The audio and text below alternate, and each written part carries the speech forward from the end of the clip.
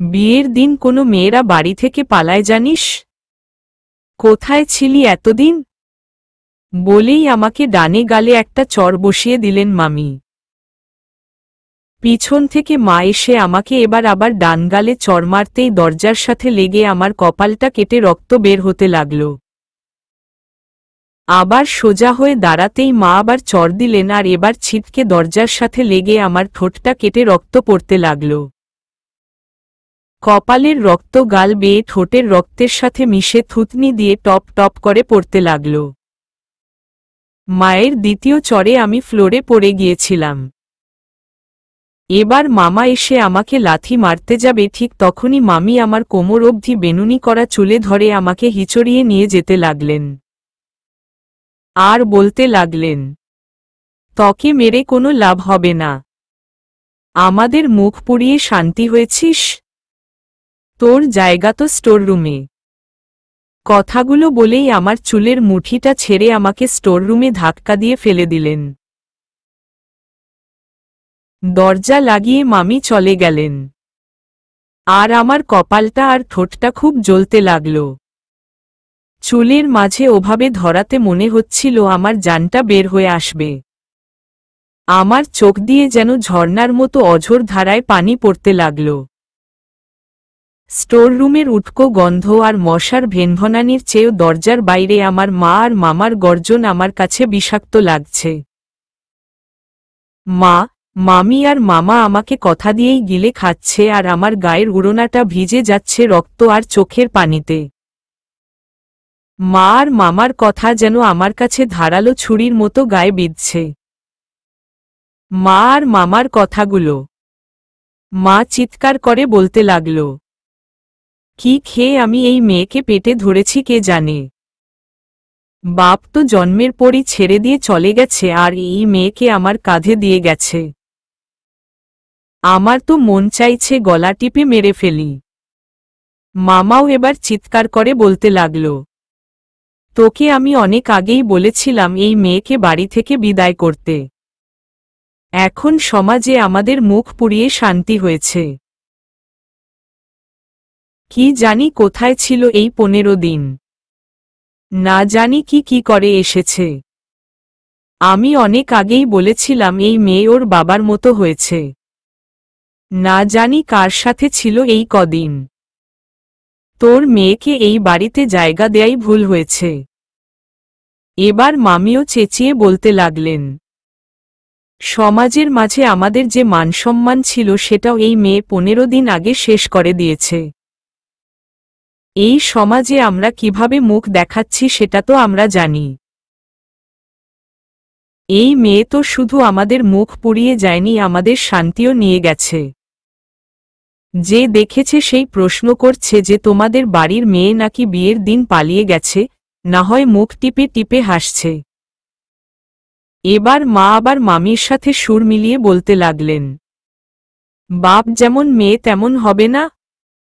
বাপ তো এই অলক্ষ্মী জন্মের পরই অন্য মেয়ের প্রেমে পাগল হয়ে সব ছেড়ে চলে গেছে। আর আজ এই মেয়ে বিয়ের দিন পালিয়ে গিয়ে 15 দিন পর বাড়িতে এসেছে।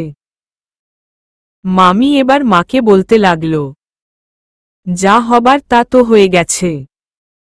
এখন রাত 1টা বাজে। রাতের বেলা হালকা শব্দ আরো বেশি জোরে শোনা যায়। এমনিতেই পাশের বাড়ির লোকজন দেখেছিল সকাল না হতেই এরা তিলকে তাল বানিয়ে ফেলবে। মামির কথা শুনে মা কিছুটা থামলেও মামা গর্জন করে বলে উঠলেন, কাল সকালে যেন এই অলক্ষ্মী মেয়ের ছায়া আমি এই বাড়িতে না দেখি। আমি স্টোররুমের ফ্লোরে শুয়ে শুয়ে নিঃশব্দে প্রায় অনেকক্ষণ ধরে কাঁদছি। অনেকক্ষণ আগেই সব চুপচাপ হয়ে গেছে। মা, মামা, মামিও চুপ হয়ে গেছে। হয়তো তারা এতক্ষণে শুয়ে পড়েছে। পরিবেশটা কেমন থমথমে হয়ে আছে। হঠাৎ স্টোররুমের দরজাটা হালকা করে খুলে কে যেন আমার পাশে এসে বসল। তার হাতে থাকা মোমটা জ্বালিয়ে দিতে তার চেহারাটা আমি স্পষ্ট দেখতে পাই। সে আর কেউ নয় মামি।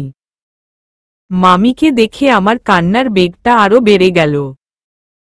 মামি আমার মুখটা হালকা করে চেপে ধরলেন যেন শব্দ বের না হয়। মামির চোখ দিয়ে অশ্রু ঝাড়ছে নিঃশব্দে। মামি আমার কপাল আর ঠোঁটটা ভালো করে তুলা দিয়ে পরিষ্কার করে অ্যান্টিসেপটিক লাগিয়ে সেখানে আদর দিয়ে দিলেন আর কাদো কাদো গলায় ফিসফিসিয়ে বলতে লাগলেন, কিরে খুব লেগেছে? বলেই মামি কিছুটা শব্দ করে ফুঁপিয়ে উঠলেন। আমি মামিকে জড়িয়ে ধরে হালকা হেসে বললাম, এতক্ষণ লেগছিল কিন্তু তুমি আদর করে দেওয়ার পর আর লাগছে না। মামি আবার আমার কপালে চুমু দিয়ে বললেন, রাহাতদের বাড়িতে যত্ন করেছে তো নাকি? আমি মামিকে জড়িয়ে ধরে এক প্রশান্তির হাসি দিয়ে বললাম, হুম, তারা অনেক ভালো। আচ্ছা মামি তুমি এখন যাও, মামা জানতে পারলে তোমার সাথে ঝামেলা করবে। পরে এসব নিয়ে গল্প করব। মামি আবার আমার কপালে চুমু দিয়ে আমার হাতে একটা অ্যারোসেল দিয়ে চলে গেলেন। কি এতক্ষণের কাহিনী কিছুই বুঝতে পারনি, চলুন তাহলে শুরু করি। আমার নাম তাইয়েবা হোসাইন তারিন। এবার ইন্টার প্রথম বর্ষে পড়ি। আমার জন্মের পর বাবা কোনো পরনারীর প্রেমে পড়ে আমাকে আর মাকে ছেড়ে চলে যায়, আর মা নিজের এইরকম জীবনের জন্য আমার জন্ম নেয়াকে দায়ী করে। বাবা ছেড়ে চলে যাওয়ার পর আমি আর মা মামার বাড়িতে থাকি। মা আর মামা আমাকে বাবার জন্য সবসময় তিরস্কার আর গালমন্দ করে, তবে মামি আমাকে অনেক ভালোবাসে। তবে এটা মা আর মামা জানে না। 15 দিন আগে মা আর মামা মিলে আমার বিয়ে ঠিক করে। যার সাথে বিয়ে ঠিক করেছিলেন তার বয়স 45 আর আমার বয়স সবে মাত্র 17। আমার বিয়ের বিষয়ে কিছু বলার মতে সাহস ছিল না, আর মামিরও না। হলুদের রাতে আমি প্লাজো আর একটা টি শার্ট পরে ঘুমাচ্ছিলাম, এমন সময় মামি এসে আমাকে ডেকে তুলে হাতে ব্যাগ ধরিয়ে দিয়ে বলে রেল স্টেশনে গিয়ে টিকিট কিনে গাড়িতে উঠে পড়তে, আর একটা নাম্বার দিয়ে বলে রেল থেকে নেমে এই নাম্বারে ফোন দিলে আমাকে নিতে রাহাত আঙ্কেল চলে আসবে। আমাকে ড্রেস পরারও সময় দেয়নি মামি। আমি চুপি চুপি ঘর থেকে বেরিয়ে কিছু দূর এসে ব্যাগ থেকে একটা ড্রেস বের করে টি শার্টের উপরেই পরে ফেলি, একটা ওড়না জড়িয়ে রেল স্টেশনের দিকে ছুটে যাই। সেখান থেকে ঢাকার একটা টিকিট কেটে উঠে পড়ি। রেল থেকে নেমে আমি নাম্বারটা নিয়ে ভাবতে থাকি কি করব। আমার কাছে তো কোনো ফোন নেই, এখন আমি কি করব। তখন সময় রাত 4টা। স্টেশন অনেকটাই খালি। আমি কোনো রাস্তা না পেয়ে রেল থেকে নেমে সেখানেই দাঁড়িয়ে রইলাম। কিছুদূর থেকে একটা হালকা ফর্সা ছেলে আমার দিকে এগিয়ে আসতে লাগল। ব্ল্যাক জিন্স, গায়ে সাদা শার্ট, পায়ে ব্র্যান্ডোর শো আর হাতে ব্র্যান্ডের ঘড়ি। আমার ভয় যেন কেমন বাড়তে লাগল। সে এসে আমার দিকে তাকিয়ে রইল কিছুক্ষণ। তারপর নিজের ফোনটা আমার দিকে দিল। আমি কিছুক্ষণ তার দিকে তাকিয়ে থেকে কাঁপা কাঁপা হাতে ফোনটা নিয়ে নাম্বারটা ডায়াল করতেই দেখলাম নাম্বারটা বাবা দিয়ে সেভ করা।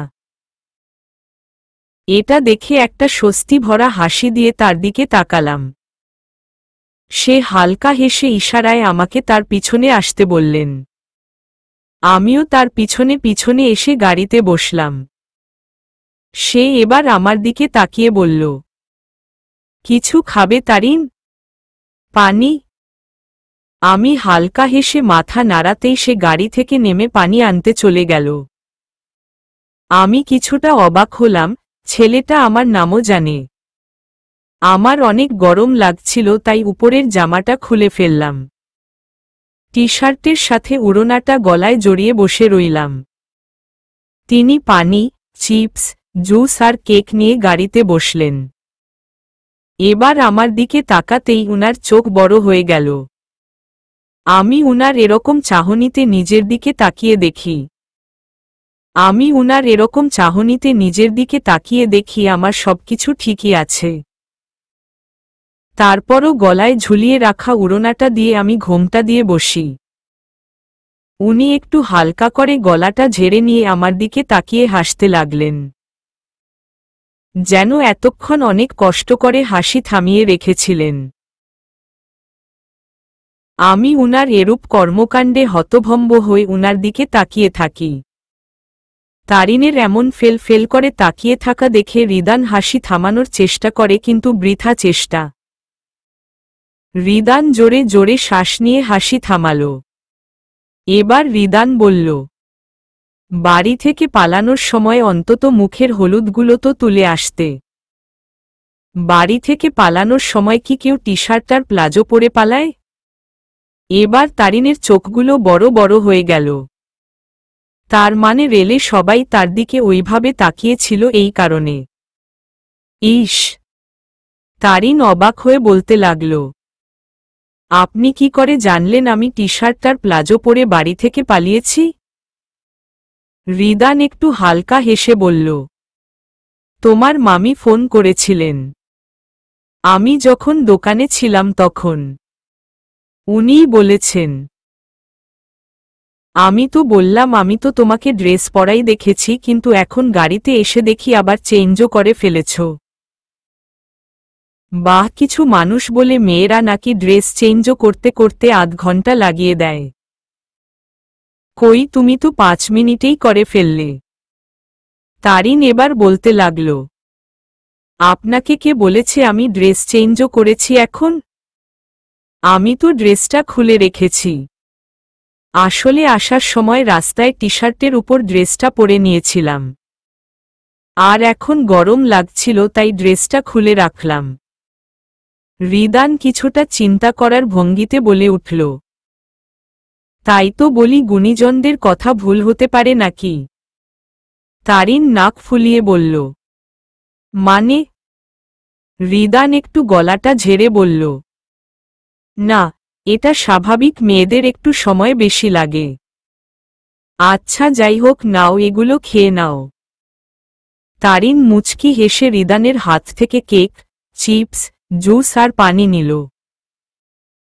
একটু পানি খেয়ে চিপসের প্যাকেটটা খুলে মুখে দিতে দিতে বলল, থ্যাঙ্কস। রিদান অবাক হয়ে তারিনের দিকে তাকিয়ে আছে। মেয়েদের হাসির সময় ডিম্পল পড়তে সে দেখেছে, তবে সে এই প্রথমবার দেখল কেউ কথা বলার সময় ডিম্পল পড়ে কিন্তু হাসির সময় ডিম্পলটা থাকে না। রিদান শুধু এটাই ভাবছে, এটাও কি সম্ভব নাকি? সম্ভব। তারিনের কথা বলার সময় ডান গালে ডিম্পল পড়ে কিন্তু হাসি দিলে ডিম্পলটা আর থাকে না। তারিন রিদানের এরকমভাবে তাকিয়ে থাকা দেখে তার হাতে থাকা চিপসের প্যাকেটটা এগিয়ে দিয়ে ইশারায় খাবে কিনা জিজ্ঞাসা করল। রিদানের হুঁশ আসাতে সে হালকা মাথা নেড়ে গাড়ি স্টার্ট দিল। তারিন খাওয়া শেষ করে রিদানের দিকে তাকিয়ে বলতে লাগল, আচ্ছা রাহাত আঙ্কেল আমাকে নিতে আসার কথা ছিল, আঙ্কেল কোথায়? আর আপনি কে? রিদান হালকা হেসে বলল, এতক্ষণে আমি তোমার রাহাত আঙ্কেলের ছেলে রিদান চৌধুরী রেহান। আর তোমার আঙ্কেলকে আমি আসতে বারণ করেছি। তুমি রাত 4টায় আসবে, তাই এত রাতে বাবার যেন কষ্ট করতে না হয় তাই আমি চলে এলাম। তারিন কিছুটা মন খারাপ করে বলল, তাহলে তো আমার জন্য আপনাকেও কষ্ট করতে হয়েছে। সরি। আরে না, আমি তো এই সময়ে ঘুমাতে যেতাম আর এখন বিড়িতে আছি, তাই বাবা মাকেও রাত জাগতে দেয় না। মানে? আপনি বাংলাদেশে থাকেন না? না, লন্ডন থাকি। 1 মাসের জন্য এসেছি। আবার আসতে আসতে 2 বছর। 2 বছর পর কেন? বিডিতে আমার আসতে ভালো লাগে না। আর মন চাইলে 2 বছর আগেই চলে আসতে পারি, বাট এবার গেলে অন্তত 2 বছর পর আসব। রিদানের কথা না বুঝে তারিন রিদানের দিকে জিজ্ঞাসু দৃষ্টিতে তাকিয়ে থাকায় রিদান নিজেই বলতে লাগল, ওয়েল, বিজনেসের কারণে উইখানে থাকা। আর কিছুটা শখের বসে বলা যায়। আমার ছোটবেলা থেকে। এতক্ষণ রিদান সামনের দিকে তাকিয়ে কথা বলছিল আর ড্রাইভ করছিল। তারিনের কোনো শব্দ না পেয়ে পাশে তাকিয়ে দেখে তারিন ঘুমমম। রিদান তারিনের দিকে তাকিয়ে একটু হাসল। আবার ড্রাইভ করতে করতে ভাবল মেয়েটা বড় হয়েছে, তবে ম্যাচুরিটি হয়নি এখনো। সেই কখন থেকে রিদান তারিনকে ডেকে চলেছে। বাড়ির সামনে গাড়ি যখন এসেছে তখন থেকে কিন্তু তারিন শুধু হুম হুম করেই যাচ্ছে, চোখ খুলছে না। রিদান এবার আর না পেরে তারিনের হাতে ধরতেই তারিন যেভাবে চোখ খুলে তাকালো তাতে রিদান কিছুটা চমকে উঠল। তারিন রিদানের দিকে যেভাবে তাকালো তাতে রিদান বলে উঠল, তো ম্যাম, আপনাকে সেই 15 মিনিট ধরে ডেকে জাগাতে পারলাম না। আর হাত ধরাতেই 1 সেকেন্ডও লাগেনি। এটা জানা থাকলে প্রথমেই এটা করতাম। 15 মিনিট ধরে আমার এনার্জি লস করলাম। তারিন ঘুম ঘুম চোখে হেসে বলল, একটা সিক্রেট আছে, তবে এটা এখন বলা যাবে না। রিদান মুখটা কুঁচকে বলল, এখানে সিক্রেটের কি আছে? তারিন কিছু বলতে গিয়ে বাইরের দিকে চোখ পড়ল তার। রিদানের দিকে তাকিয়ে বলল, ওহ, আমরা চলে এসেছি, চলুন বাসায় যাই। আর সিক্রেট তো সিক্রেটই না। এটা বলতে পারলে কি আর এটাকে সিক্রেট বলে? কথাগুলো বলেই তারিন প্রথমে ডান ভ্রুটা উপরে উঠাল, তারপর বা ভ্রুটাও উপরে উঠাল। রিদান এটা দেখে হালকা হেসে মাথা নেড়ে বলল, চলুন ম্যাম। রিদানের বাসার সবাই ঘুমাচ্ছে। রিদান তারিনকে গেস্ট রুমে দিয়ে গেল। যদিও কিছু সার্ভেন্ট চেয়েছিল, কিন্তু রিদান নিজেই দিয়ে গেল। তারিন রুমে এসে দেখল সবে মাত্র 5টা বাজে। ফ্রেশ হতে গিয়ে আয়নায় নিজের হলুদ মাখা মুখটা দেখে নিজেই হাসতে লাগল। গতকাল রাতে সে এগুলো নিয়েই ঘুমিয়েছিল। মা বলেছিল সকালবেলা শাওয়ার নেয়ার সময় এগুলো নাকি তুলতে হবে, তাই মামির তাড়াহুড়োতে সে ড্রেস পরতে পারেনি, আর হলুদের কথা তার মনেই ছিল না। রিদানের ওইভাবে হাসাটা তার কাছে এখন স্বাভাবিক লাগছে। রিদান ভাইয়ার হাসিটার মাঝে কেমন জানি অদ্ভুত মায়া আছে। সে তো তখন ফেল ফেল করে এটাই দেখছিল। একটা লম্বা শাওয়ার নিয়ে তারিন ঘুম দিল। ঘুম থেকে উঠে দেখল 12টা বাজে। তারিনের ঘুরিম ভাঙ্গার কারণ তার ঘাড় আর পিঠের ব্যথা। একটু জার্নি করলেই তার ঘাড় আর পিঠ ব্যথা শুরু হয়ে যায়। তবে গরম পানির সেক দিলে ঠিক হয়ে যায়। আমি আর ব্যথা সহ্য করতে না পেরে রুম থেকে বেরিয়ে যেতে নিলে পিছন থেকে রিদান ভাইয়ার গলার শব্দে আমি ফিরে তাকালাম। তারিন, ঘুম শেষ হয়েছে? ফ্রেশ হওনি কেন এখনো? যাও ফ্রেশ হয়ে আসো। আসলেই আবার সেই পালাজো আর টি শার্ট। আমার চুলের অবস্থাও খারাপ হয়ে আছে। আমি রিদান ভাইয়ার দিকে করুণ দৃষ্টিতে তাকিয়ে বললাম, ভাইয়া একটু কাউকে একটা হট ওয়াটার ব্যাগে ওয়াটার দিতে বলেন। রিদান ভাইয়া আমার দিকে ফেল ফেল করে তাকিয়ে আছে। আমি কি এমন বললাম? উনি আমার দিকে কিছুক্ষণ তাকিয়ে থেকে চলে গেলেন। আমি বুঝলাম না কি হলো। হায় আল্লাহ! রিদান ভাইয়া তো তিলকে তাল ভেবে চলে গেল। আমি কিসের জন্য হট ওয়াটার ব্যাগের কথা বললাম আর উনি কি বুঝলেন? ছি ছি ছি! আমার ব্যথা এবার কমে গেছে নিজের কর্মকাণ্ডের কথা ভেবে। আর উনি তো সবটা না শুনেই চলে গেলেন। আমি আবার রুমে এসে শুয়ে পড়লাম। দরজায় টক টক শব্দে আমি তাকিয়ে চমকে উঠলাম। দরজায়! আমি দরজায় তাকিয়ে দেখি একটা মহিলা। মনে হয় সার্ভেন্ট। উনি দরজায় দাঁড়িয়ে আছেন।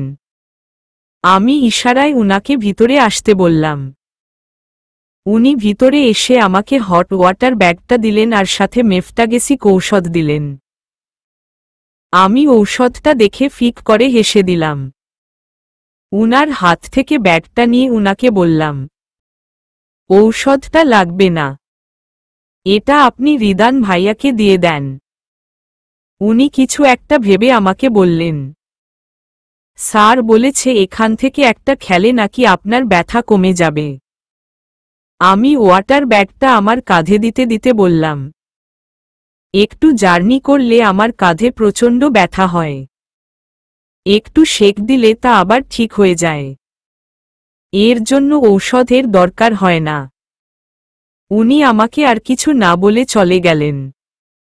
আমি ব্যাগটা কাঁধে দিচ্ছি আর হাসছি। হায়রে আমার কপাল, আমি যা ভেবেছিলাম তাই হয়েছে। তবে এতে রিদান ভাইয়ার কোনো দোষ নেই, আমিই তো কথাটা সম্পূর্ণ করিনি। যাই হোক, কেয়ার করাটা মোটেও দোষের নয়। উনি তো আমাকে আমি বলাতেই সাহায্য করেছেন। আমার ব্যথাটা অনেকটা কমে গেছে। বাসায় কি হচ্ছে তা নিয়ে আমার খুব টেনশন হচ্ছে। এতক্ষণে মামা আর মা হয়তো আমাকে না পেয়ে অসম্ভব রকমের গালাগাল করছে। আমি আর চিন্তা করতে পারছি না। আমার মাথাটা ব্যথায় ছিঁড়ে যাচ্ছে। আমি উঠে ফ্রেশ হয়ে নামাজ পড়ে নিলাম। খুব খিদে লেগেছে। সেই সকালে শুধু চিপস খেয়েছি আর এখনো কিছু খাইনি। রুম থেকে বের হতে যাব ঠিক এই সময় একজন মহিলা এসে আমাকে বলতে লাগলেন, কি রে মা, উঠে গেছিস? খিদে লাগেনি? আমি তো উনাকে চিনি না। আমার চেহারার মাঝে প্রশ্নের ঝুড়ি দেখে উনি আমার দিকে তাকিয়ে হালকা হেসে বলল, আমি তোমার রাহাত আঙ্কেলের ওয়াইফ। তুমি আমাকে মামনি বা আন্টি যেটা ইচ্ছে ডাকতে পারো। আমি মুখে হাসি নিয়ে উনার দিকে এগিয়ে বললাম, আসসালামু আলাইকুম। কেমন আছেন আন্টি? উনি আমার আর একটু কাছে এসে আমাকে জড়িয়ে ধরে বলল, ওয়ালাইকুম আসসালাম। ভালো। তুমি কেমন আছো মা? জি ভালো। উনি এবার আমাকে ছেড়ে দিয়ে আমার থুতনিতে ধরে বলতে লাগল, ভারী মিষ্টি করে তো তুমি কথা বলো। তোমার নাম কি যেন বলেছিল তোমার আঙ্কেল? তারিন। হ্যাঁ। চলো তারিন, খাবে চলো। উনি আমাকে খাবার টেবিলে নিয়ে যেতে যেতে বললেন, আমারও একটা মেয়ে আছে, হৃদিতা। নিচে গেলে দেখতে পারবে। আর ছেলেকে তো তুমি চিন। আমি হেসে মাথা নাড়লাম। নিচে গিয়ে আমি রাহাত আঙ্কেলকে দেখলাম। উনি আমাদের বাসায় একবার গিয়েছিলেন। আমি উনাকে দেখেই চিনে ফেললাম। উনি আমার দিকে তাকিয়ে বলল, তারিন, তুমি তো দেখি বড় হয়ে গেছ। সেই 5 বছর আগে দেখেছিলাম। বসো বসো, খেতে বসো। আশা করি আসতে কোনো সমস্যা হয়নি? আমি হেসে মাথা নাড়ালাম। আমি হৃদিতার পাশে বসলাম। হৃদিতার পাশেই রিদান ভাইয়া বসে আছে। আমি হৃদিতার সাথে টুকিটাকি কথা বললাম। হৃদিতা আর আমি এক ক্লাসে পড়ি। সবার সাথেই আমার কথা হচ্ছে, কিন্তু রিদান ভাইয়া ছাড়া। রিদান খাচ্ছে আর ভাবছে এই মেয়ের আসলেই বুদ্ধি শুদ্ধি হয়নি। তখন আমি ওর হাতটা কাঁধে দেখেছিলাম। তখনই বুঝেছিলাম তার কাঁধ ব্যথা করছে। হৃদিতার ও একটু জার্নি করলে কাঁধ ব্যথা করে। আর তখন তো আমি ওর কথা শুনে ভাবছিলাম আমার কাছে মেডিসিন আছে কিনা। আর এই মেয়ে কি ভেবেছে আল্লাহ মালুম। সার্ভেন্ট যখন ঔষধ তাকে ফেরত দিয়েছিল তখন সার্ভেন্টকে তারিন কেন ঔষধ খায়নি জিজ্ঞাসা করতে তারিনের রিয়েকশন শুনে রিদান বুঝে গেছে তারিন কি বুঝেছে। খাওয়া শেষ করে আমি হৃদিতার সাথে কথা বলছি, ঠিক তখনই রিদান ভাইয়া দরজায় নক করল। হৃদিতা বলল, ভিতরে আয় ভাইয়া। রিদান ভেতরে এসে তাকিয়ে বলল, তারিন, তোমার মামি বলেছে বাসায় ফোন না করতে। ওখানে সব ঠিক হলে তোমার মামি নিজেই ফোন করবে। তারিন রিদানের দিকে তাকিয়ে তাড়াহুড়ো করে প্রশ্ন করতে লাগল, উইখানের কি খবর? আমার অনেক টেনশন হচ্ছে। আপনার কি মামির সাথে কথা হয়েছে? রিদান কিছু জানে না, তারপরও তারিন মন খারাপ করবে বলে বলল, হয়েছে। তখন তুমি ঘুমিয়েছিলে। টেনশন করো না, মামি সব ঠিক করে ফেলবে। আমি গম্ভীর মুখে মাথা নাড়ালাম। রিদান ভাইয়া কথাগুলো বলেই চলে গেলেন। হৃদিতা আমার পাশে শুয়ে ফোন স্ক্রোল করছে। আর আমি নিজের জীবনের চিন্তায় মগ্ন হলাম। সেই মামার বাড়িতে আসার পর থেকে আমার জীবনে কখনো সুখ পাইনি। মা আর মামা আমার সাথে কখনো স্বাভাবিকভাবে কথা বলেনি। বাবার কর্মের ফল আমাকে ভোগ করতে হচ্ছে। না জানি মা আমাকে এখন হাতের নাগালে পেলে কি করতেন। মামির কথায় আমি এখানে চলে এসেছি। মামি কি সবকিছু সামলাতে পারবে? জানি না। এই ব্যস্ত নগরীর দিকে তাকিয়ে নীরবে অশ্রু বিসর্জন দিচ্ছে তারিন। মধ্য দুপুরেও এই শহরটা ব্যস্ত। নিজেকে আর কোনো কিছুতে ব্যস্ত রাখতে চায় না তার। সেই দূরে উড়ে যাওয়া পাখিটার মতো সেও ডানা মেলে উড়তে চায়। তবে তার ডানা যে সেই ছোটবেলা থেকে গজানোর পূর্বে কেটে দিয়েছে। স্বাধীনতার ডানা। যত ভাবছে তত তার বুকটা ভারী হয়ে আসছে। আর তত ভয় বাড়ছে কি হবে যখন সে বাড়ি ফিরে যাবে। মা কি আস্ত রাখবে তাকে? আর মামা? মার থেকে মামা বেশি রাগী। জানা নেই বাড়ি ফেরার পর কি হবে তার সাথে। আজ গুনে গুনে 13 দিন হলো আমি রাহাত আঙ্কেলের বাসায়। রাহাত আঙ্কেল, হৃদিতা, আন্টি সবাই খুব ভালো। আজকাল রিদান ভাইয়ার ব্যবহার আমাকে খুব ভাবায়। ওই দিন হৃদিতার কিছু ফ্রেন্ড এসেছিল। আমি তাদের সাথে অনেকক্ষণ কথা বললাম। তারা আমারও ফ্রেন্ড হয়ে গেল। ওই নিশাত ছেলেটা একটু বেশিই দুষ্টুমি করছিল। যদিও নিশাত আমাকে তারিপু বলে ডাকে। তারিপু মানে তারিন আপু। এই ছেলে আমার নামটাকে আরো শর্ট করে দিয়েছে। যাই হোক, ওদের কথায় হাসতে হাসতে আমার পেটে খিল ধরে যায়। আমরা যখন হাসাহাসি করছিলাম তখন রিদান ভাইয়া অফিস থেকে এসেছিলেন। এক পলক আমাদের দেখে নিজের রুমে চলে গেলেন। কি আজব! ওই দিনের পর থেকে উনি আমার কথার কেমন জানি উল্টো করে জবাব দেয়। আজ হৃদিতার জন্মদিন। আজ ছোটখাটো করে একটা পার্টি হবে। হৃদিতা আর আমি শাড়ি পরলাম। হঠাৎ রিদান ভাইয়াকে দেখে আমার হুঁশ উড়ে গেল। উনি কেমন জানি কেমন রাগী রাগী দৃষ্টিতে আমার দিকে তাকিয়ে আছেন। উনি আমার দিকে এগিয়ে আসতে লাগলেন, এমন সময় আমাকে পিছন থেকে নিশাত আমাকে ডাক দিতেই আমি ওর দিকে গেলাম। এই ছেলেটা আসলেই অনেক মিশুক। হঠাৎ আমার হাত ধরে কেউ টান দিতে আমি পিছন ফিরে তাকিয়ে দেখি রিদান ভাইয়া আমার দিকে চোখমুখ গম্ভীর করে তাকিয়ে আছে। আর আমি। রিদান ভাইয়া আমাকে টেনে নিয়ে যাচ্ছেন। উনি তো স্বাভাবিকভাবেই হাঁটছিলেন। আমি শাড়ি পরে থাকায় আমার যেন উনার সাথে হাঁটতে অনেক বেশি কষ্ট হচ্ছে।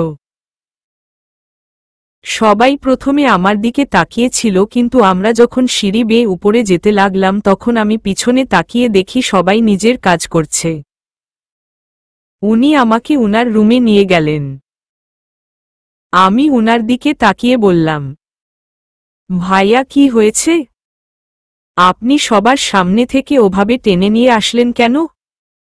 এমনি এমনি তো আর নিয়ে আসিনি। কাজ আছে তাই নিয়ে এসেছি। উনি যা উত্তর দিলেন তাতে আমি অবাক হয়ে গেলাম। উনি কিছুদিন যাবৎ আমার সাথে এরকম ব্যবহার করে আসছে। সুন্দরভাবেও তো বলতে পারতেন যে তোমার সাথে কাজ আছে।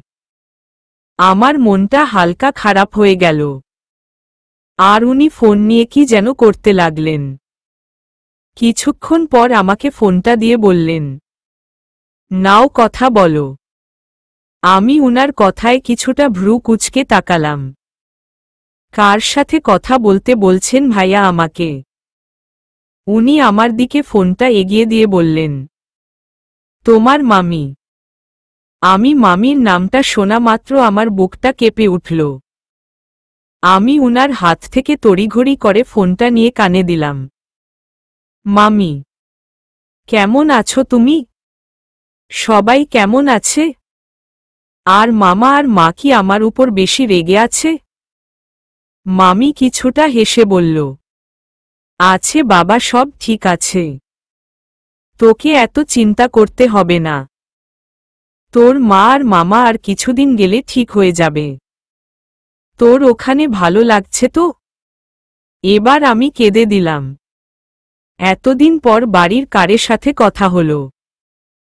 যখন আমরা প্রিয়জনদের থেকে দূরে থাকি তখন তাদের কটু কথাগুলোও ভালো লাগতে শুরু করে। আমারও তাই হয়েছিল। গত 13 দিনে মামি, মা আর মামার বলা প্রতিটা কথা মনে পড়লে আমি কেমন জানি আবেগপ্রবণ হয়ে যেতাম। আমি কিছুটা হেঁচকিয়ে বলতে লাগলাম, আমার তোমাদের কথা খুব বেশি মনে পড়ছে। আমি বাড়ি চলে আসব। আমার এখানে ভালো লাগছে না। মামি কিছুটা তাড়াহুড়ো করে বলল, সময় হলে আমি বলে দিব কখন তুই আসবি। তোর মামা আসছে। পরে কথা শেষ না করেই মামি ফোনটা রেখে দিল। আমার কষ্টে বুকটা ফেটে যাচ্ছে। প্রিয়জনদের থেকে দূরে থাকা বুঝি এত কষ্টকর। আমি নিজেকে শান্ত করার চেষ্টা করছিলাম, ঠিক তখনই রিদান ভাইয়া আমাকে বলতে লাগল, আমার তো মনে হয় না তোমার এখানে ভালো লাগছে না। আজকাল দেখি ছেলেদের সাথে কথা বলতে বলতে তোমার পেটে খিল ধরে যায়। উনার কথায় যেন আমার হুঁশ উড়ে গেল। উনার এই কথাটা আমাকে ঠিক কতটা আঘাত করেছে আমার জানা নেই। কথাটা বলেই উনি চলে গেলেন। আর আমার কান্নার বেগ বেড়ে গেল। আমার সাথে এমন কেন হয়? সেই ছোট থেকে মা আমাকে বাবার জন্য কথা শোনাতো। আর আজ মা, মামা, বাবা থেকে দূরে থেকেও আমার এই সব কথা শুনতে হচ্ছে। আমি তো সেদিন নিশাতদের সাথে বেশি কথা বলিনি। ওরাই তো আমার সাথে ইচ্ছে করে কথা বলছিল। তার মানে এতদিন রিদান ভাইয়া আমার সাথে ওই দিনের হাসাহাসির কারণে আমার সাথে এরকম ব্যবহার করেছেন। উনার বলে যাওয়া কথায় যেন আমি বারবার কেঁপে উঠছি। হঠাৎ হৃদিতার ডাকে আমার হুঁশ ফিরল। কি রে, তুই কাঁদছিস কেন? কান্নার সময় যদি কেউ কান্না করার কারণ জানতে চায় তখন কান্নার বেগ আরও বেড়ে যায়। আমারও তাই হলো। আমি হৃদিতাকে জড়িয়ে ধরে ঠুকরে কেঁদে উঠলাম। হৃদিতাও আমাকে শক্ত করে জড়িয়ে ধরল। হৃদিতা খুব নরম মনের মেয়ে। সে কারো চোখের পানি যে সহ্য করতে পারে না তা আমি ঠিক বুঝে গিয়েছিলাম। আমাকে সান্ত্বনা দিতে গিয়ে হৃদিতার গলাটা কেমন জানি ধরে আসছিল। পাগলি বোন আমার, আমরা কি তোর কেউ হই না? জানি বাসার সবার কথা মনে পড়ছে, ঠিক আছে, তবে মনে রাখিস সেই তারা তোকে এক অন্ধকার জীবনের দিকে ঠেলে দিচ্ছিল। তুই যাদের জন্য কেঁদে মরছিস তারা তো তাদের ঘাড় থেকে তোকে নামাতে চাইছিল। যারা তোর খারাপ চায় তাদের জন্য তুই কেন কাঁদছিস? কান্না থামা বলছি। আমি হেঁচকিয়ে বলতে লাগলাম, আমার সাথে কেন এমন হয়? আমি কি আসলেই খারাপ? আমার কি মরে যাওয়া? হৃদিতা কিছুটা চেঁচিয়ে বলে উঠল, দিব এক থাপ্পড়। কে বলেছে তুই খারাপ? তুই না শিক্ষিত মেয়ে। কে ভালো আর কে খারাপ সেটার পার্থক্য কি তুই বুঝিস না? নাকি তাদের সাথে থাকতে থাকতে তোরও মেন্টালিটি তাদের মতো হয়ে গেছে? No more tears, just stop crying. মনে রাখিস তুই ভুল বা তুই খারাপ না। আমি কিছুক্ষণ পর শান্ত হয়ে গেলাম। হৃদিতা আমাকে হৃদিতার রুমে নিয়ে গেল। আমি ফ্রেশ হয়ে হৃদিতার সাথে নিচে গেলাম। আজ হৃদিতার জন্মদিন, তাই আমি আমার ভালো লাগা আর মন্দ লাগার ঝুলিটা তুলে রাখলাম। নিচে এসে দেখি রিদান ভাইয়া উনার কাজিনদের সাথে কথা বলছে। কই, আমি তো রাগ করছি না। তাহলে উনি আমার সাথে এরকম কেন করলেন? আমি উনার দিকে আর তাকালাম না। উনার কথাগুলো সত্যিই আমার জন্য খুব যন্ত্রণাদায়ক ছিল। হৃদিতা কেক কাটল। প্রথমে আন্টিকে, তারপর আঙ্কেলকে আর রিদান ভাইয়াকে দিল। তারপর আমাকে দিল। কি সুন্দর এই পরিবারটা, অথচ আমার পরিবার। আমি নিজেকে সামলে নিয়ে সবার সাথে মুখে হাসি রেখেই কথা বলতে লাগলাম। আমরা সবাই একসাথে গল্প করতে বসে গেলাম। হঠাৎ করে নিশাত আমাকে বলল, আরে তারিপু, তুমি কি কেঁদেছ নাকি? চোখ মুখ এভাবে লাল হয়ে আছে কেন? আমি কিছু বলবো তার আগে আমার পিছন থেকে রিদান ভাইয়া নিশাতের দিকে তাকিয়ে বলল, তারিপু মানে? নিশাতের আগে হৃদিতা বলে উঠল, তারিনের তারি আর আপুর পু। নিশাত হাত নাড়িয়ে বলতে লাগল, শর্টকাট ব্রো। সবাই হাসতে লাগলো নিশাতের হাত নাড়ানো দেখে। আমিও মুচকি হাসলাম। রিদান ভাইয়া হা করে নিশাতের দিকে একবার আর একবার আমার দিকে তাকালো। আমি উনার দিকে মুখ তুলে তাকাইনি, তবে বুঝতে পেরেছিলাম উনি আমার দিকে তাকিয়ে আছেন। নারী জাতির এই এক বিশেষ বৈশিষ্ট্য, দূর থেকেও কেউ যদি তার দিকে তাকিয়ে থাকে, তারা ওই মানুষটির দিকে না তাকিয়ে তা বলে দিতে পারে। রিদান ভাইয়া কিছু না বলে সেখান থেকে চলে গেলেন। আমরা অনেকক্ষণ আড্ডা দিলাম। খাবার খাওয়া শেষ করে হৃদিতার রুমে গিয়ে হৃদিতার গিফটগুলো আমি, আন্টি আর হৃদিতা মিলে দেখলাম। গিফটগুলো সুন্দর ছিল। হৃদিতার গিফটগুলোতে হ্যান্ড ওয়াচ বেশি ছিল। হৃদিতার নাকি হ্যান্ড ওয়াচ বেশি পছন্দ, আর তাই হৃদিতার ফ্রেন্ডরা এটাই বেশি গিফট করেছে। সবগুলোই ব্র্যান্ডের। আন্টি চলে গেল উনার ফোন আসাতে। আমিও হৃদিতার সাথে কিছুক্ষণ কথা বলে নিজের রুমের দিকে পা বাড়ালাম। অনেক ক্লান্ত লাগছে। রুমের সামনে আসতে পিছন থেকে কেউ বলে উঠল, তোমাকে নীল শাড়িতে এত সুন্দর লাগে সেটা জানা ছিল না। কণ্ঠটা শুনে আমার বুঝতে দেরি হয়নি কে সে। রিদান ভাইয়ার কথায় আমি পিছনে ফিরে তাকালাম।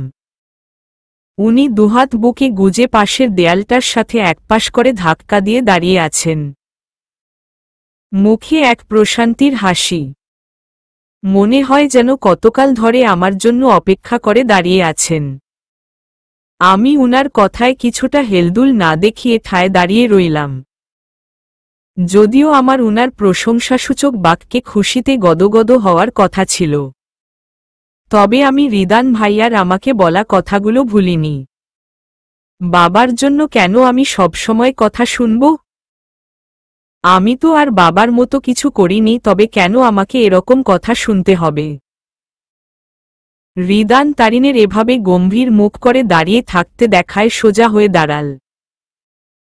তারিনের স্থির দৃষ্টির ব্যাঘাত ঘটিয়ে বলতে লাগল, তোমাকে আমার কিছু বলার ছিল। সময় হবে? তারিন আগের মতোই স্থির হয়ে দাঁড়িয়ে আছে। মুখে তার রাজ্যের অভিমান বিরাজ করে আছে। রিদান যে তার কাছে কিছু জানতে চেয়েছে সেদিকে তার কোনো খেয়াল নেই। সে এখনও রিদানকে পর্যবেক্ষণ করাতে ব্যস্ত। ডিপ ব্লু কালার শার্ট পরা, হাতটা কনুই অবধি ফোল্ড করা। ছেলেটার চুলগুলো সত্যিই অসাধারণ সুন্দর।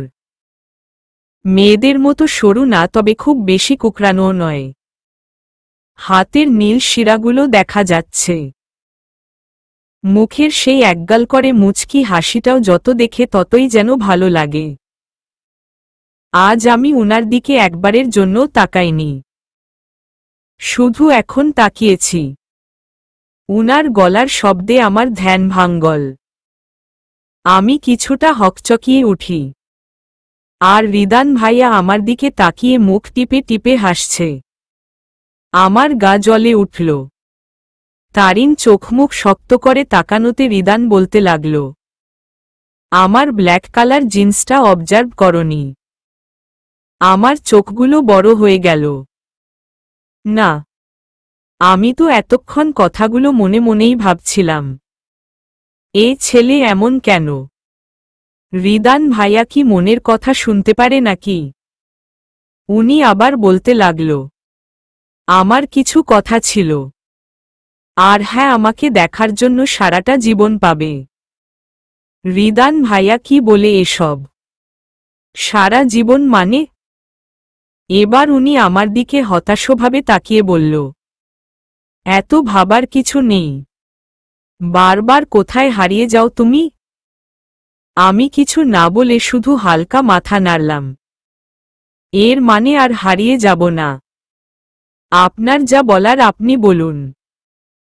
রিদান ভাইয়া বলতে লাগলেন, ওই সময়ের ব্যবহারের জন্য, ইভেন এতদিনের ব্যবহারের জন্য আম রিয়েলি সরি।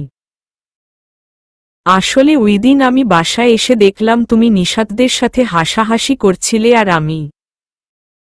এতটুকু বলার পর তারিন রিদানকে হাত দিয়ে থামিয়ে দিয়ে বলতে লাগল, বাহ, সামান্য হাসাহাসি করতে দেখে নিজের মতো করে জাজ করে নিলেন। একবার যাচাই করতে চাইলেন না আমি কেমন? হ্যাঁ, আমি বাড়ি থেকে পালিয়ে এসেছি, তার মানে তো এটা দাঁড়ায় না যে আমি খারাপ। হ্যাঁ, আমার বাবা যা করেছে সেটা জঘন্যতম অপরাধ। তার মানে তো এটা নয় যে আমিও বাবার মতো হব। তারিনের কথায় রিদান কিছুটা ভ্রু কুঁচকে তাকাল। রিদান কিছু বলতে যাবে তার আগে তারিন আবার বলতে শুরু করল, সেই ছোটবেলা থেকে বাবার জন্য বিনা অপরাধে আমার কথা শুনতে হয়েছে। আর আজ দেখুন আপনিও। আমার সাথে এমন কেন হয়? কথাগুলো বলেই তারিন কাঁদতে লাগল। রিদান তারিনের কাছে আসতে লাগলে তারিন ডান হাতটা সামনে এনে বলল, প্লিজ, আর না, আমার আর সহ্য হচ্ছে না। আর কিছু বলবেন না প্লিজ। এতে করে না আমার বাঁচার ইচ্ছেটাই নষ্ট হয়ে যায়। রিদান কিছুটা কাছে এসে তারিনের হাতটা ধরতে যাবে, তারিন রুমে ঢুকে দরজা লাগিয়ে দিল। তারিন বিছানার পাশে গিয়ে ফ্লোরে বসে কাঁদতে লাগল।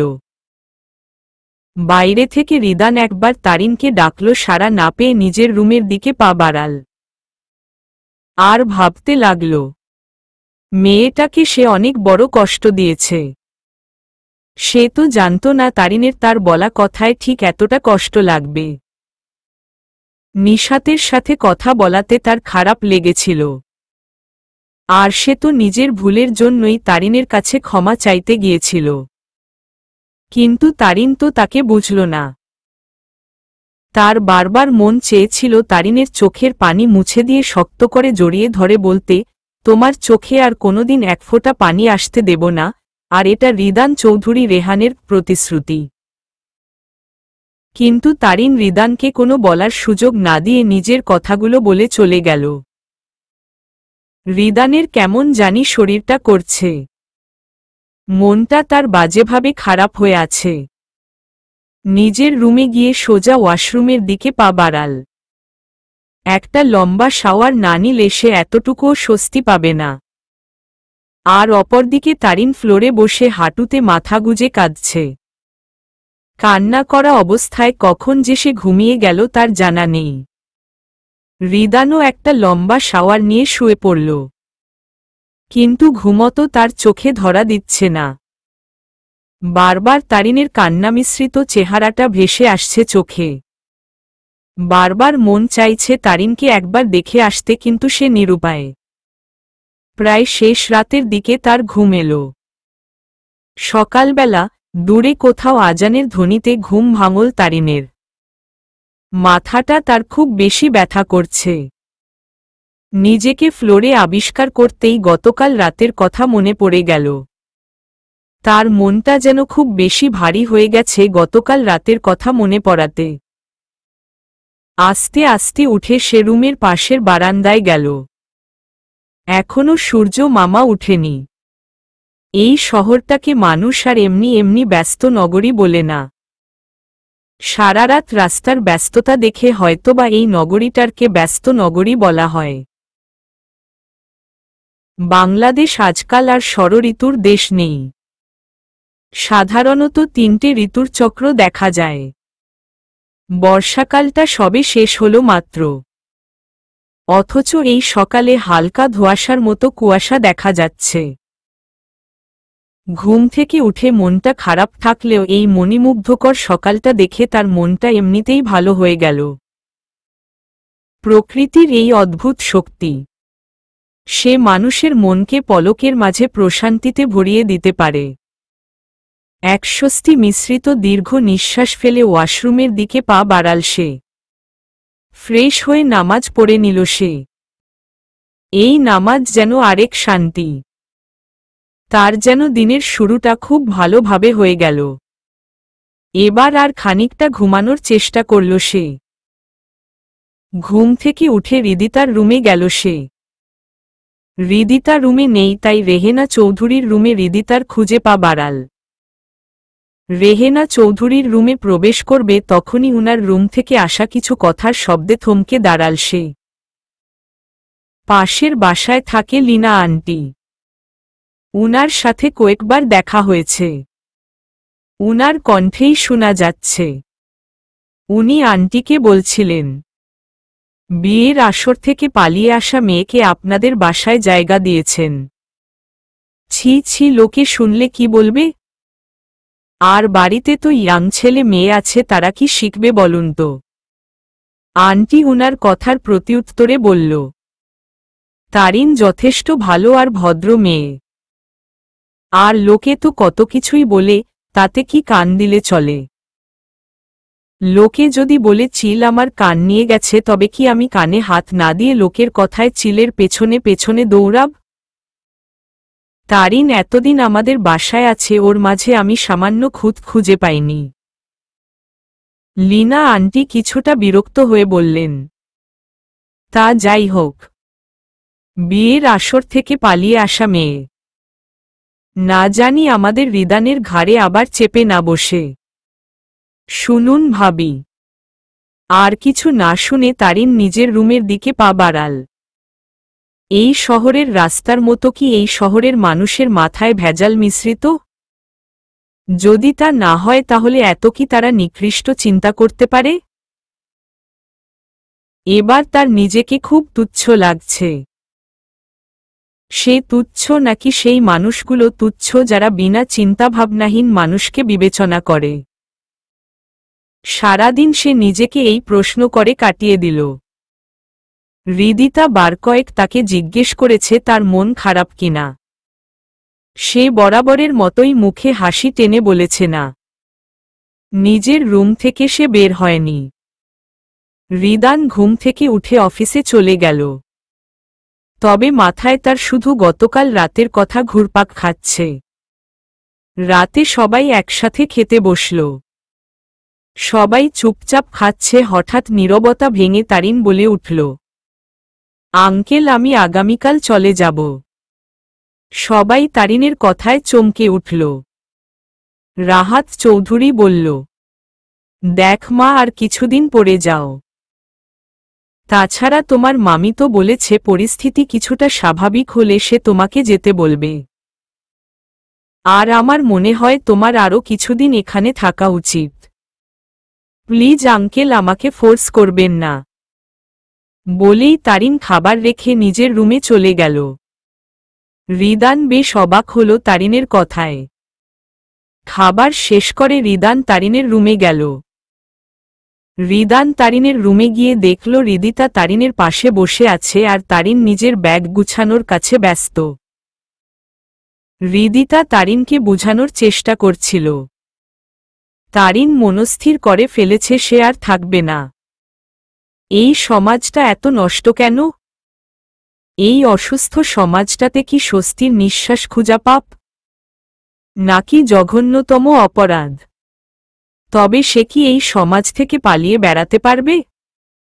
না, তবে সে এমন কোথাও যেতে চায় যেখানে এই বিকৃত মস্তিষ্কের মানুষগুলো থাকবে না। তারিন মনে মনে কথাগুলো আওড়াচ্ছে আর ব্যাগ গুছানোতে সম্পূর্ণ মনোযোগ দিয়ে আছে। রিদান যে তার রুমে এসেছে তার সেদিকে কোনো খেয়াল নেই। রিদানের শান্ত কণ্ঠে তার ধ্যান ভাঙ্গল। রিদান রিদিতার দিকে তাকিয়ে বলল, রিদি তুই এখন যা, আমার তারিনের সাথে কথা আছে। ভাইয়া, তুই বুঝা তারিনকে, আমার কোনো কথা শুনছে না। ও তো বুঝতে পারছে না এখন বাসায় গেলে ওর সাথে ঠিক কি হতে পারে। বারবার শুধু বলেই যাচ্ছে আমি এই ধরনের মানুষদের কথা শুনলে আমার বাঁচার ইচ্ছেটা নষ্ট হয়ে যায়। কি বলছে এসব আমি এর কিছুই বুঝছি না। কথাগুলো বলে রিদিতা বিছানা থেকে নেমে রিদানের সামনে দাঁড়াল। রিদান মাথা নেড়ে ইশারা করল চলে যেতে। রিদিতাও ইশারায় রিদানকে বলল তারিনকে বুঝানোর জন্য। রিদান কিছু না বলে শুধু চোখমুখ শক্ত করে রাখল। রিদিতা চলে গেল। তারিন এখনো নিজের ব্যাগ গুছানোতে মনোযোগ দিয়ে রেখেছে। রিদান এবার তীক্ষ্ণ দৃষ্টিতে তারিনের দিকে তাকিয়ে বলল, আমি যে তোমার রুমে এসেছি তোমার কি সেদিকে কোনো খেয়াল নেই? তারিন রিদানের দিকে না তাকিয়ে কাপড় গুছাতে গুছাতে বলল, বলুন কি বলবেন, আমি শুনছি। তারিনের আচরণে রিদানের মেজাজ চরচর করে গরম হয়ে গেল।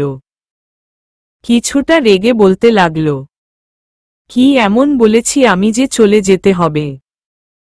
এই ধরনের মানুষদের কথা শুনলে তোমার বাঁচার ইচ্ছেটা নষ্ট হয়ে যায়। এর মানে কি?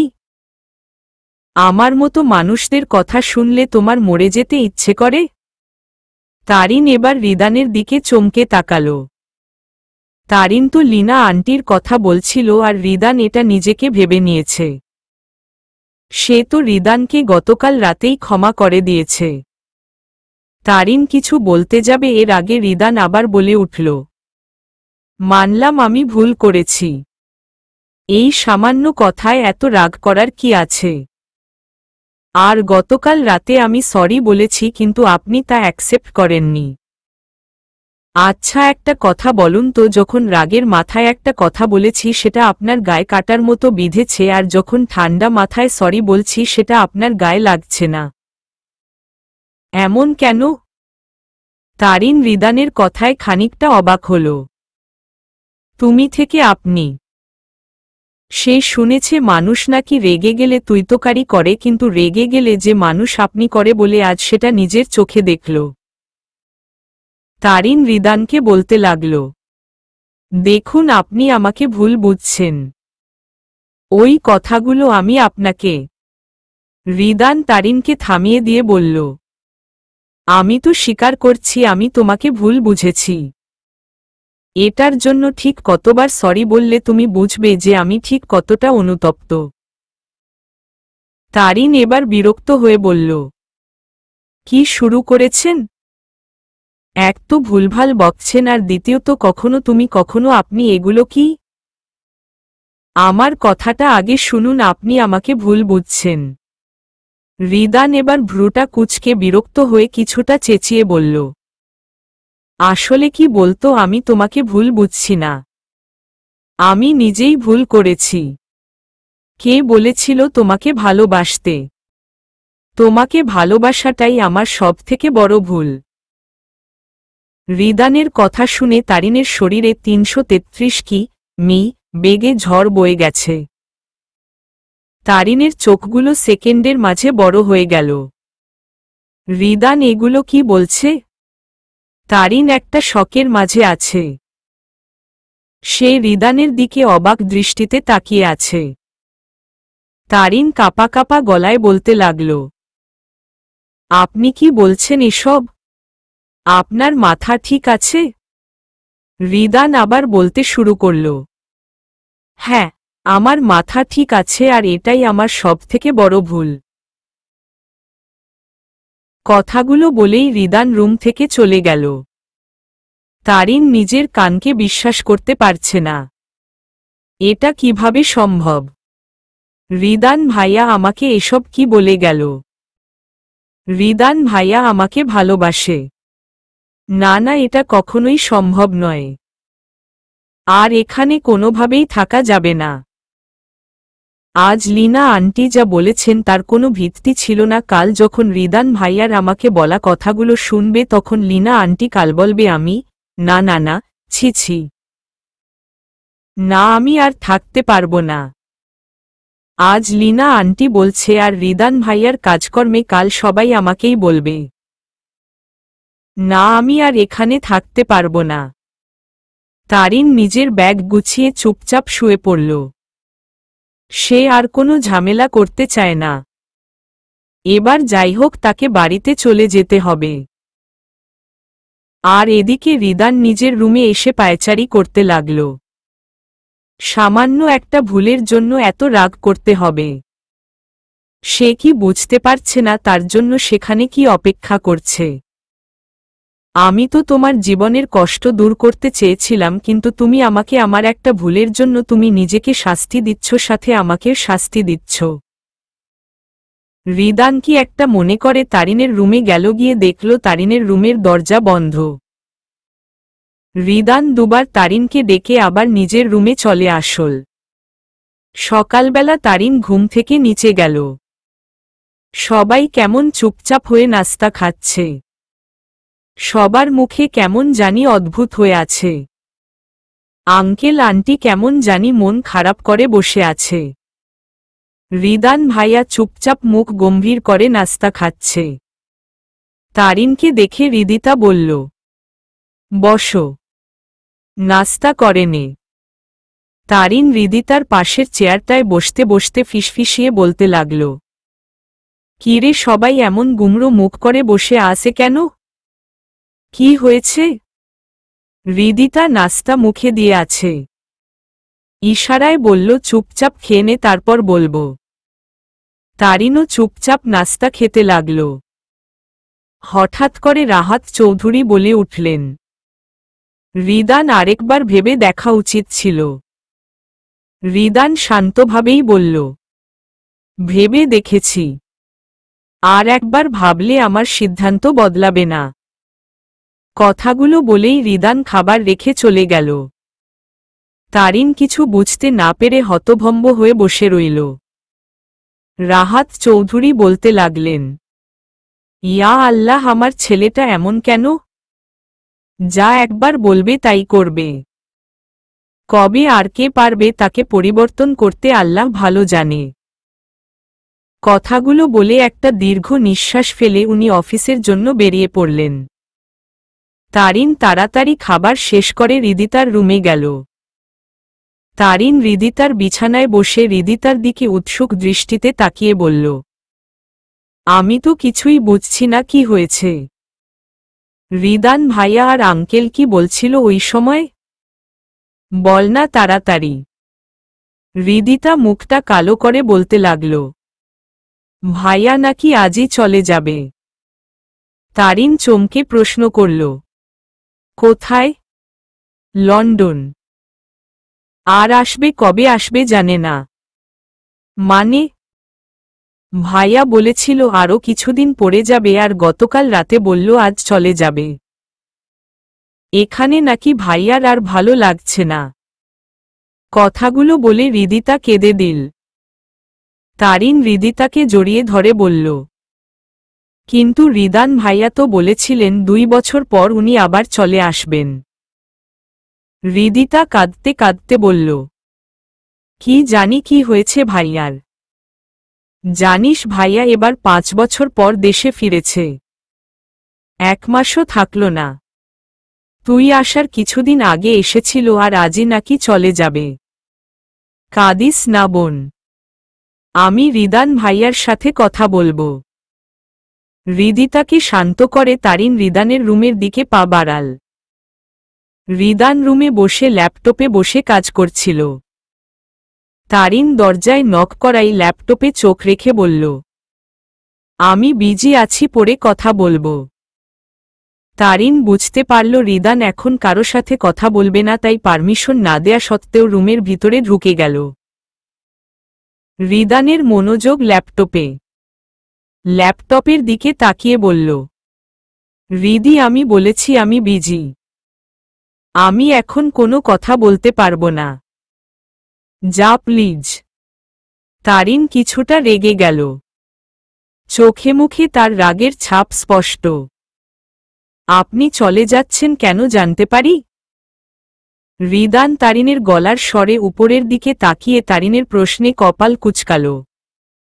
তারপর বলল, আমি ভেবেছিলাম রিদি যাই হোক আমি কোনো প্রশ্নের উত্তর দিতে চাইছি না। প্লিজ যাও। তারিন বলতে লাগল। রিদান ভাইয়া দেখুন আপনি কিন্তু। রিদান এবার রেগে গেল। আমি চলে যাচ্ছি। হ্যাঁ আজই যাচ্ছি। আর আসব না। My life my choice. Anything else? রিদানের কথায় তারিন কেঁপে উঠল। তারিনের রিদানের এভাবে কথা বলায় খারাপ লাগল। ছলছল চোখে মাথা নেড়ে সে নিজের রুমে চলে আসল। দুই রুমে দুজনেরই অনেক অভিমান আর দীর্ঘ নিঃশ্বাসে অশ্রু থামানোর মিথ্যা প্রচেষ্টা। শুধু বাতাস জানে এই দীর্ঘ নিঃশ্বাসের খবর। রাত 8টায় তারিনের ট্রেন আর রাত 10টায় রিদানের ফ্লাইট। তারিন 7টায় বের হল। রিদান বলেছে সে নাকি তারিনকে রেল স্টেশন দিয়ে আসবে। কেউ কিছু বলেনি। কে বলবে? রিদানকে কেউ বললে সে সেটা মানবে না সবাই জানে, যদিও রিদানের মা বলেছিল ড্রাইভার গিয়ে দিয়ে আসুক। রিদান এই কথায় কোনো কর্ণপাত করল না। তারিন ব্যাগ নিয়ে এসে সবার থেকে বিদায় নিল। যদিও রাহাত চৌধুরী তারিনকে থাকার জন্য বলেছিলেন কিন্তু তারিন শুনেনি। তার একই কথা সে আর কিছুদিন পর গেলে তার সাথে মা আর মামা যা করবে আজ গেলেও মা আর মামা তার সাথে তাই করবে। তাই থেকে কোনো লাভ হবে না। আরও কিছু বিকৃত মস্তিষ্কের মানুষের কথা শুনতে হবে। হৃদিতা তারিনকে জড়িয়ে ধরে কেঁদে দিল। আর বলতে লাগল, তুইও চলে যাচ্ছিস ভাইয়া, ও চলে যাচ্ছে। তারিনেরও গলাটা ধরে এসেছে। হোক না কিছুদিনের পরিচয়, তারপরও সম্পর্ক খুব গভীরতম হয়ে উঠেছিল তাদের মাঝে। তারিন নিজেকে সামলে নিয়ে বলল, আজ না হোক কাল তো যেতেই হতো। ভালো থাকিস। তারিন রিদানের সাথে ফ্রন্ট সিটেই বসেছে। কিন্তু সম্পূর্ণ রাস্তায় কেউ কোনো কথা বলেনি।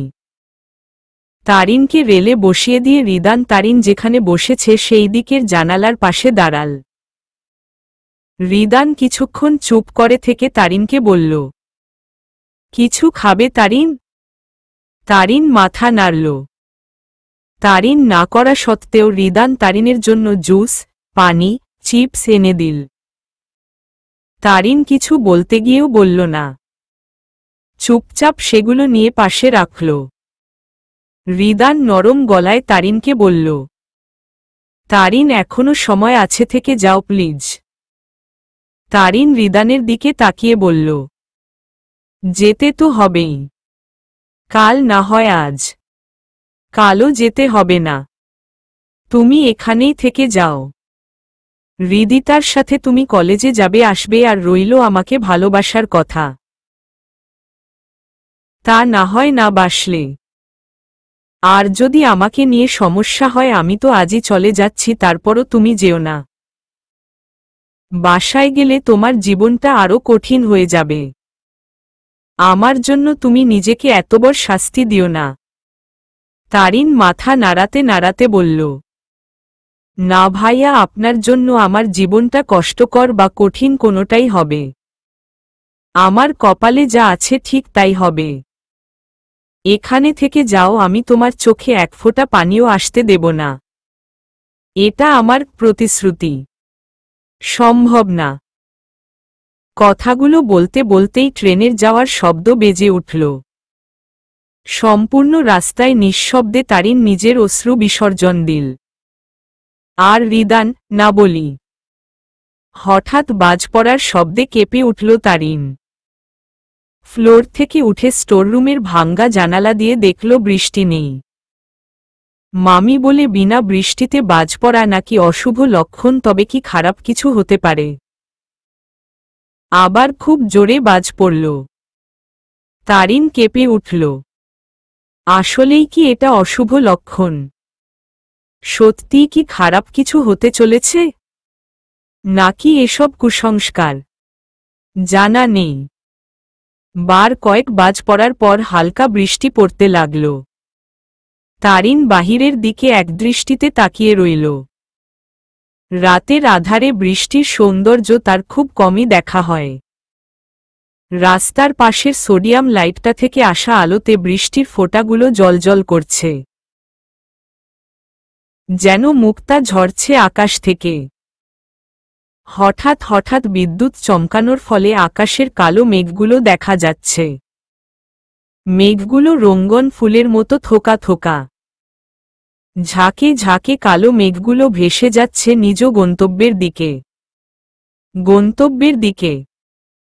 এই কালো মেঘগুলোর কি আদৌ কোনো গন্তব্য আছে, নাকি মেঘগুলোও তার মতো নিজের গন্তব্য জানে না, নাকি তার মতো আপন মনে ছুটে চলতে চায়? আকাশটা বারবার ফেটে যাচ্ছে। মেঘগর্জনে বারংবার চৌচির হয়ে যাচ্ছে তার বুক। ভাঙ্গা জিনিসগুলো দেখতেও কি সুন্দর! হয়তোবা। না হলে মেঘঘর্ষণে ফেটে যাওয়া আকাশ দেখতে সুন্দর লাগে কেন? সুন্দর লাগে না? সুন্দর না লাগলে বাজ পড়ার আলোতে সবাই আকাশের দিকে তাকাতে ব্যস্ত হয়ে পড়ে কেন? ভাঙ্গা আকাশ দেখতে? যদি তা না হয় তবে নীল আকাশের দিকে সবাই ভাঙ্গা আকাশের মতো এতটা আগ্রহ নিয়ে তাকায় না কেন? নাকি মানুষের ভাঙ্গা জিনিসগুলো দেখতে ভালো লাগে? ভাঙ্গা শব্দটাতে বারবার আটকে যাচ্ছে সে। আসলেই কি আকাশ ভেঙেছে, নাকি তার সাথে তার মন? কার মন? তার নিজের। কিন্তু কেন? সে তো কিছু হারায়নি। হারিয়েছে কি? ভালোবাসা। সে কি রিদান ভাইয়াকে ভালোবাসে? না, তা হতে পারে। নাকি এসব সে কি ভাবছে? কি করছে রিদান ভাইয়া? সেও কি আমার মতো বৃষ্টি দেখছে? খানিকটা তাচ্ছিল্যের হাসি হাসল সে। রিদান ভাইয়া তো আর বিডিতে নেই। লন্ডন কি এখন বৃষ্টি হচ্ছে? না, তা কি করে সম্ভব? বিডিতে এক জেলাতে বৃষ্টি হলে অন্য জেলায় মেঘও দেখায় যায় না। আর বিডি থেকে ৭,৯৯৭ কিলোমিটার দূরে অবস্থিত লন্ডনে একই সময়ে বৃষ্টি হবে। হালকা ঠান্ডা বাতাসে বারবার কেঁপে উঠছে তার শরীর। বা চোখের কোণটা বেয়ে ফোঁটা ফোঁটা পানি পড়ছে। আদৌ কি এগুলো পানি, নাকি কাউকে হারানোর যন্ত্রণা? রুমে বসে আছে রিদান। ঘুম নেই দু চোখে। কি যেন ভাবছে সে। বারান্দায় গিয়ে গ্রিল ধরে দাঁড়াল। তার কাছে খালি খালি লাগছে সবকিছু। বৃষ্টি শেষ হলো কিছুক্ষণ হলো। ঢাকা আর কুমিল্লাতে নাকি অদ্ভুত মিল আছে। ঢাকাতে বৃষ্টি শেষ হলে নাকি কুমিল্লাতে শুরু হয়। অনেকবারই এরকম হয়। আজও কি হয়েছে? সেও কি আমার মতো জেগে আছে? সে কি জানে আমি তার জন্য যেতে পারিনি? হ্যাঁ, রিদান যায়নি। তাকে এয়ারপোর্ট পর্যন্ত এগিয়ে দেওয়ার জন্য সবাই তৈরি হচ্ছিল। তারিনকে বিদায় দিয়ে আসার সময় সে কি যেন চিন্তা করল। বাসায় এসে বলল সে যাবে না, আর গেলেও কিছুদিন পরে যাবে। হৃদিতা রিদানের কথা শুনে সাথে সাথে তাকে জড়িয়ে ধরল। নিজের ছেলের কথা শুনে রিদানের মা অশ্রু নয়নে স্বস্তিভরা হাসি হাসলেন। কিছুদিনের জন্য তো ছেলেকে কাছে পাবে। এই কিছুদিনের মাঝে যদি আবার নিজের মতামত বদলে বলে সে আর যাবে না, তাহলে তো ভালোই হয়। তারিনকে বিদায় দিয়ে আসার পর থেকে তার মনে হচ্ছে তার দম বন্ধ হয়ে আসছে। মাথা ফেটে যাচ্ছে তার তারিনের চিন্তায়। কি হবে ওর সাথে? না জানি কি করবে ওর সাথে। সে তারিনের মামিকে ফোন দিয়েছিল কিন্তু তিনি বারবার ফোনটা কেটে দিয়েছেন। হয়তোবা মামা আশেপাশে ছিলেন। নিজেকে 1 সেকেন্ডের জন্য শান্ত করতে পারেনি সে। এখন আকাশের দিকে তাকিয়ে আছে সে। এখনো আকাশটা মেঘলা। মনে হচ্ছে কিছু পড়ছে। কি পড়ছে? তার মন। তারিনের জন্য। এত অভিমান কেন তার?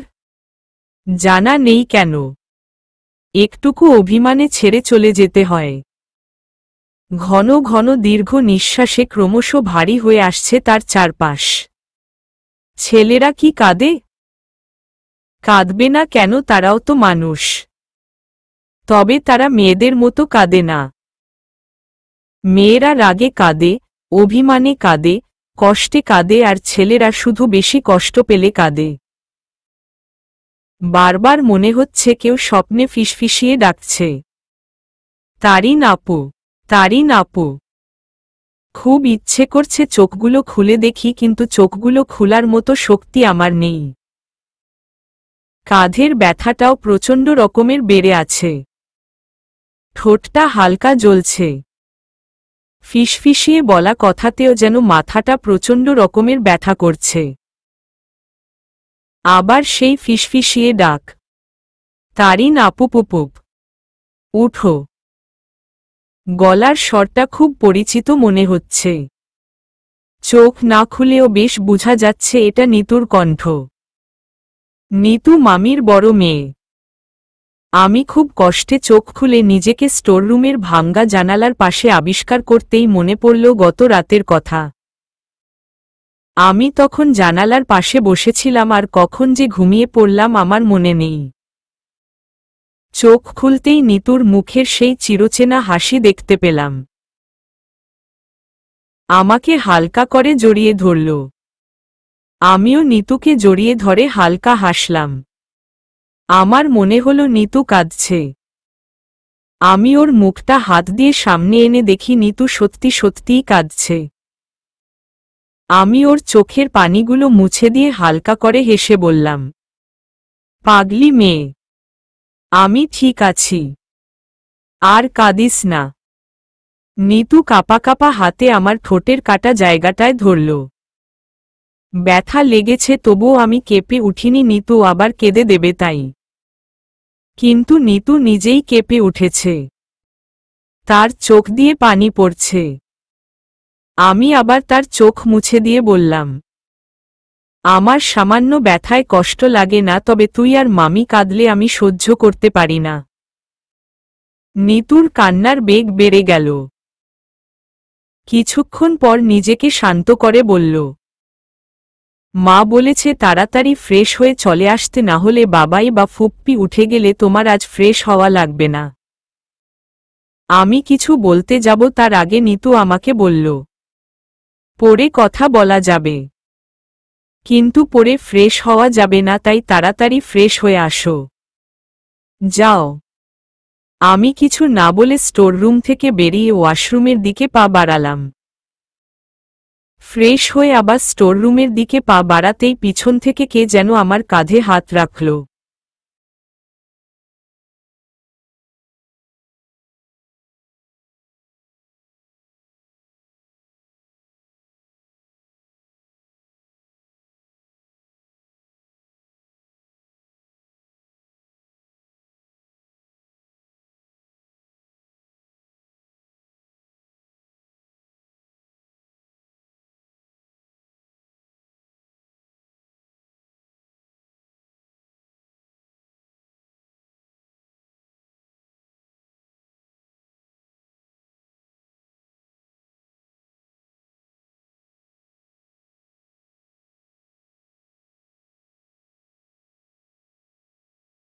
আমার ভয়ে হাত পা কাঁপাকাঁপি শুরু হয়ে গেছে।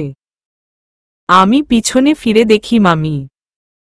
মামি আমার হাতে নাস্তা দিয়ে বলল, তাড়াতাড়ি খেয়ে নে, আর হে ঔষধ খেয়ে নিস। আমি নিতুকে দিয়ে ঔষধ পাঠিয়ে দেব।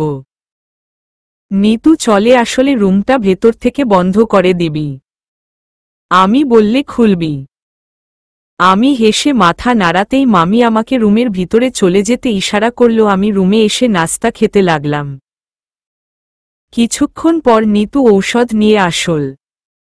আমি সেগুলো খেয়ে নিলাম। নিতু আমার দিকে কেমন করে তাকিয়ে আছে। আমি নিতুর দিকে তাকিয়ে বললাম, কি হলো, আমার দিকে এভাবে তাকিয়ে আছিস কেন? নিতু বলল, তোমার মতো মেয়েকে ফুপ্পি আদর করে না কেন? ফুপ্পি অনেক খারাপ। নিতু ক্লাস 9-এ পড়ে। পড়াশোনা নাকি ওর মাথা নিতে পারে না, তাই সে শুধু পরীক্ষার আগের দিন রাতে পড়তে বসে। তবে সে যে ক্লাস 9-এ পড়ে কেউ তার আচরণে বলতে পারবে না, কারণ সে সারাদিন শুধু বাচ্চাদের মতো প্রশ্ন করে। তার প্রশ্ন শুনে আমার মনটা কিছুটা খারাপ হয়ে গেল। তারপরও আমি বলতে লাগলাম, মার এতে কোনো দোষ নেই। সমাজের কিছু মানুষের কথা মাকে এরকম হতে বাধ্য করেছে। নিতু আমার দিকে তাকিয়ে কিছুটা ভ্রু কুঁচকে বলল, আমার মনে হয় ফুপ্পি তোমাকে ভালোবাসে না। আমি নিতুর দিকে তাকিয়ে হেসে দিলাম, তারপর বলতে লাগলাম, মা আমাকে ঠিক কতটা ভালোবাসে সেটা মা নিজেও জানে না। তবে তার ভালোবাসাটা সুপ্ত অবস্থায় আছে। যদি মা আমাকে ভালো নাই বাসত তাহলে মা বিয়ে কেন করল না? শুনেছি মায়ের নাকি অনেক বিয়ে এসেছিল কিন্তু মা করেনি। একবার ভাবতো মা যদি আমাকে ঘৃণা করত তবে তো মা নিজের জীবন নিয়ে ভাবতে পারত, কিন্তু মা তা করেনি। নিতু কিছুটা চিন্তা করার ভঙ্গিতে বলল, তবে সে তোমার সাথে এরকম ব্যবহার কেন করে? সমাজের কিছু মানুষের কথা মা একটু বেশি শুনে, তাই। উনারা বলে বাবা নাকি মেয়ে হওয়াতে মাকে ছেড়ে চলে গেছে, আর মা। আর কিছু বলার আগে দরজায় কড়া নড়ল। আমি শুকনো একটা ঢোক গিলে দরজাটা খুলে দেখি। চলবে।